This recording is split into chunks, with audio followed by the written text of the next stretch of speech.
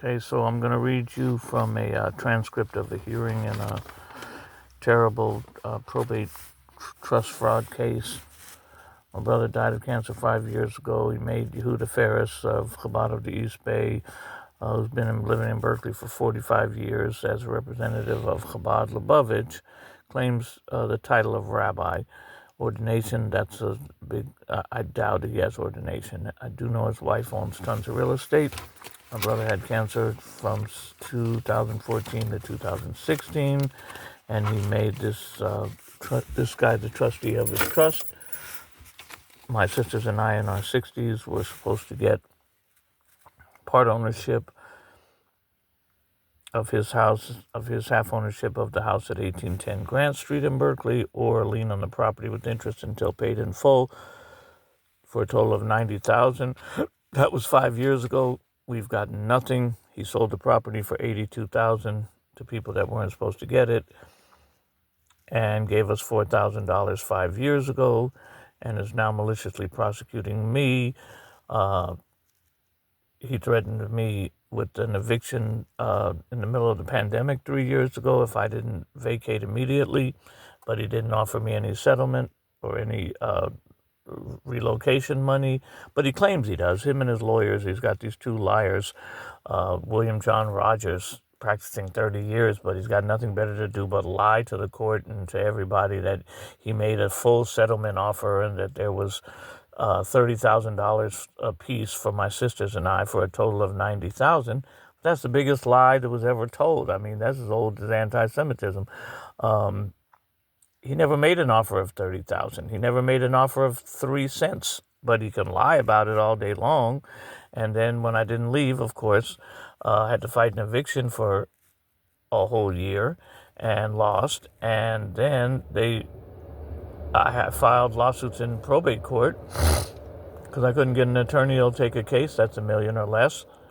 And I only started filing the lawsuits after my brother's $1 million interest in a $2 million house was sold for $82,000. $82,000. Oh, and then I've discovered the original trust in the house, which gave us actual ownership of part of the house. And then I filed a trust contest. And then he goes around telling everybody, well, all the money got spent because we had to fight his lawsuits. The lawsuits were only initiated after he sold the property out of my brother's trust for $82,000. So now how can my sisters and I ever get a lien on the property if he took the property out of the trust? And it just so happens to be 2 blocks from the property that he bought the same week my brother died, which he uses for his synagogue that nobody attends in 45 years. Can't get a million, can't get 10 people in 45 years. But his latest empty building is 2 blocks from my brother's house. But he sold it for $82,000. But he didn't give me my $30,000 plus 10% interest a year. Now it's been 5 years. I'm a senior citizen. I took care of my brother 6 years. And he didn't give my sisters their share either. But he sent this threatening letter 3 years ago saying, if you don't get out, you're never going to get a penny. Well, he carried out his threat. Now I got an eviction on my record, malicious prosecution.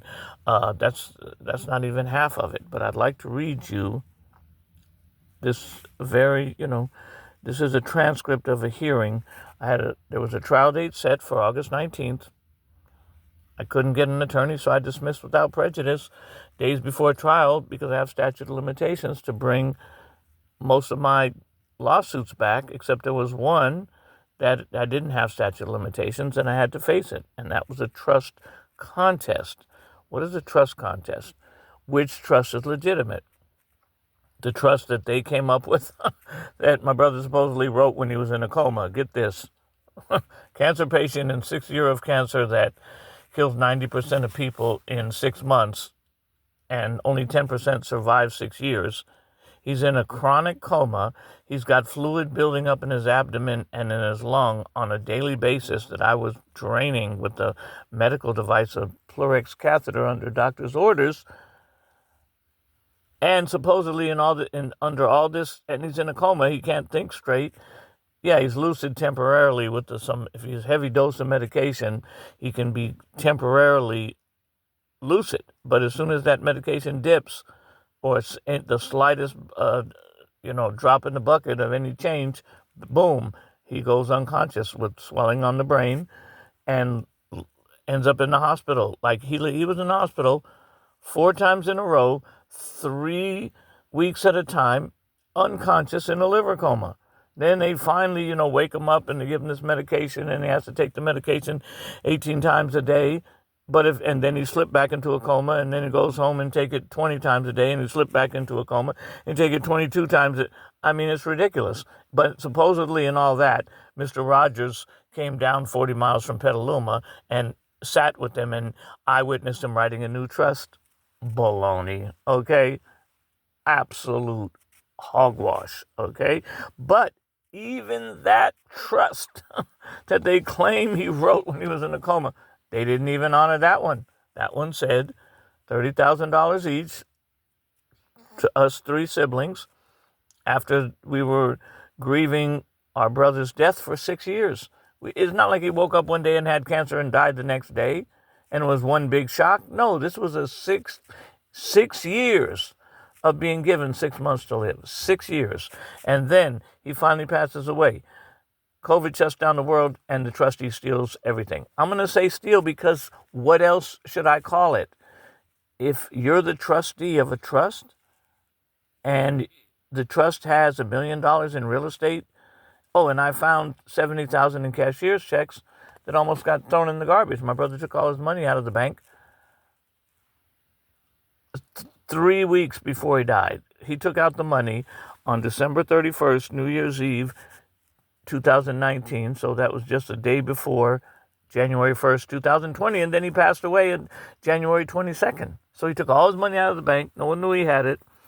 I find the checks in the garbage can in his closet. I almost tossed them in the trash because I thought it was a bag of crumbled up scratch paper, and I accidentally saw something that looked like a check. I said, what is a check in the garbage can? And then, shockingly, it was like 7 checks for a total of literally $70,000. And a key to the safety deposit box I found somewhere else. So, and like an idiot, my sisters and I gave the checks to the trustee because we trusted him because he's Rabbi Yehuda Ferris of Chabad of the East Bay for 45 years. Yeah, his wife owns tons of real estate she inherited. Yeah, they live in a $6 million mansion. Who would have thought they'd be so evil as to take everything? And now 5 years later, we got nothing but $4,000. And they said, you got 2 hours to accept $3 settlement. And now, for all my efforts, took care of my brother 6 years, gave up my career plans, dropped out of school, quit 3 jobs because he kept having 6 months to live so he wouldn't go in a nursing home, tried to give him half my liver, and instead of getting any money compensation, instead of my poor elderly sisters who have no college education, no marketable skills, nothing, no husbands to take care of them, let alone breadwinning husbands. And what do we get? $4,000 5 years ago. That was emergency money for COVID. And he gives $57,000 to the stinking lawyer to fight me. And he says, well, we had to spend all the money because he started filing lawsuits. There was never a lawsuit filed until the house was sold for my brother's half of a $2 million house, 1810 Grant Street, Berkeley, California, 94703. Go take a look at it. That's a $2 million house. Even a blind person could see that. And he sells it for $82,000 to the very people that the trust forbids them to get. I mean, it's about as dirty as you can get, And he said, whoa, stop embarrassing me in the community because you're telling... The truth is... It's the truth. Where's our money? Where's our settlement? Why don't you give us our $50,000? It's $30,000 plus 10% interest a year, and now it's 5 years. That's $45,000. You got 3 checks for $40,000. Why don't you put a little mortgage on your $7 million house that you've lived in for 45 years, but you can't come off our rightful inheritance? Shame on you, ma'am. I mean, what kind of... And your evil lawyer, God... 30 years practicing, doesn't even have a website, doesn't even have a legal staff. Yeah, his wife is his legal secretary. Yeah, I'll bet. Okay. And, how much money have they stolen? How much? I'm not going to, oh my God, they're going to sue you for slander. You can't get blood from a turnip. You already stole everything. Sue yourself. Case number RP 221-20163.